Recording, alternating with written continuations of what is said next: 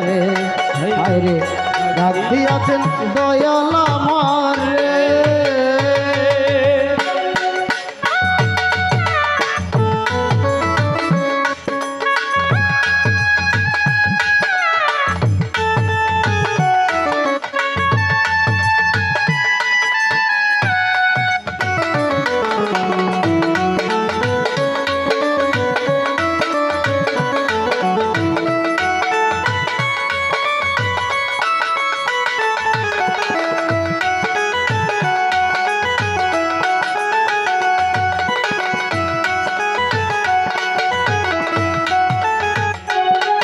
আরে কত জনে কত কি দিল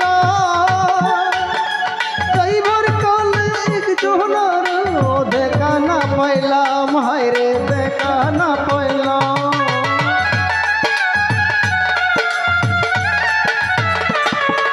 আরে কত জনে কত কি দিল যাইবার কালে একজনের দেখা না পাইলাম, হায়রে দেখা না পাইলাম। আমার সঙ্গের সাথী, আমার সঙ্গের সাথী কেউ হইল না রে। হইব না আর বেশি দিন তোদের মাঝারে, হায়রে ডাক দিয়াছেন দয়াল আমারে।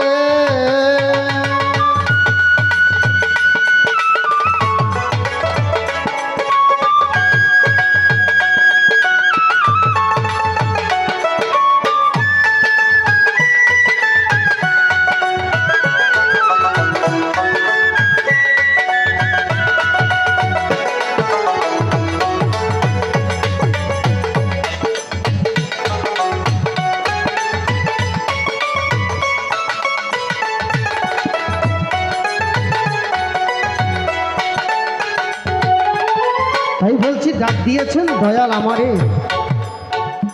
যে আমাদের প্রত্যেককে 7 দিনের মধ্যে না ফেরার দেশে চলে যেতে হবে। সে 7 দিনগুলো কি কি?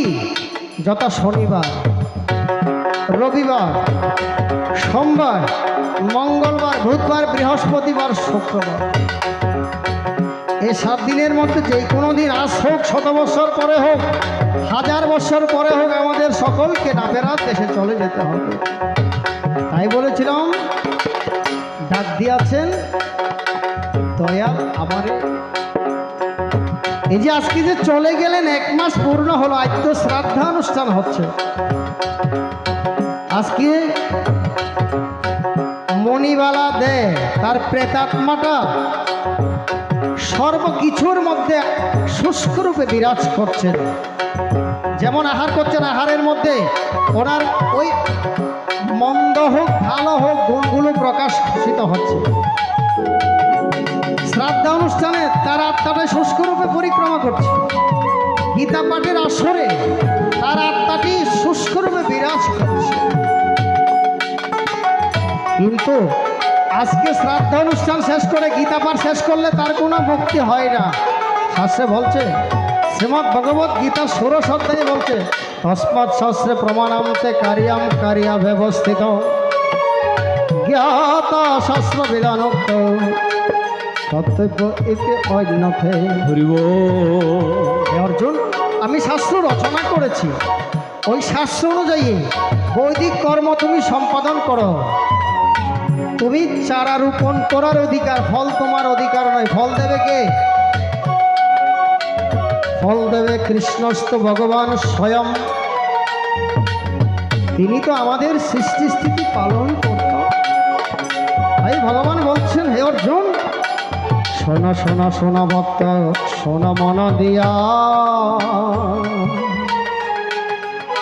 গীতার কথা শ্রবণ করো তুমি ভক্তি বদন ভরিয়া।